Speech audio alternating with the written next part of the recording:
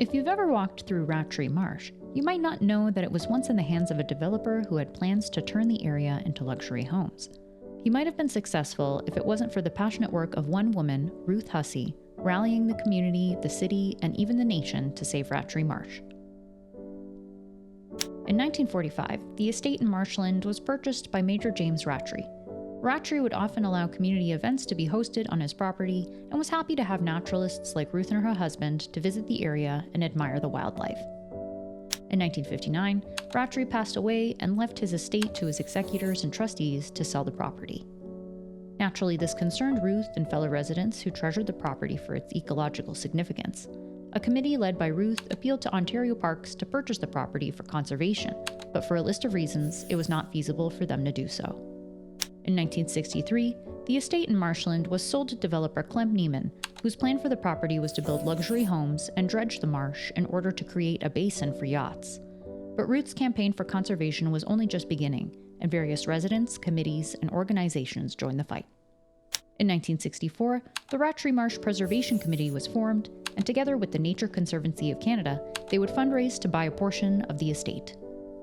In 1967, bulldozers were becoming more active in the area, leading Ruth to write a letter to the Globe and Mail, which received national attention and support. Petitions began circulating with thousands of signatures in support of conservation, which triggered a meeting between representatives from Toronto Township, the Credit Valley Conservation Authority, the Nature Conservancy of Canada, and the developers.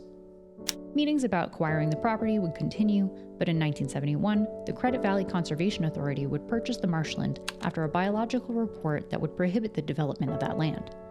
However, this would still leave a surrounding 55 acres of critical buffer zone for the marshland. It wouldn't be until 1974 until Council finally votes unanimously for the Credit Valley Conservation Authority to acquire Rattray Marsh, either through negotiation with the developer or through expropriation, with Ontario and Mississauga splitting the cost. Negotiations would prove itself to be challenging as the developer wanted over $3 million for the land, while appraisals pegged the land closer to $1 million. In 1975, expropriation was given the green light, and the Rattray Marsh was purchased for $1.05 million. In the meantime, Ruth Hussey and the Preservation Committee would continue to campaign and raise funds to help offset the cost. The marsh officially opened to the public on October 5, 1975. It's important to note that the story we tell here is a simplified version of the events that unfolded between 1959 to 1975, that's rich with many details and many different players. But the role that Ruth Hussey played is always a constant.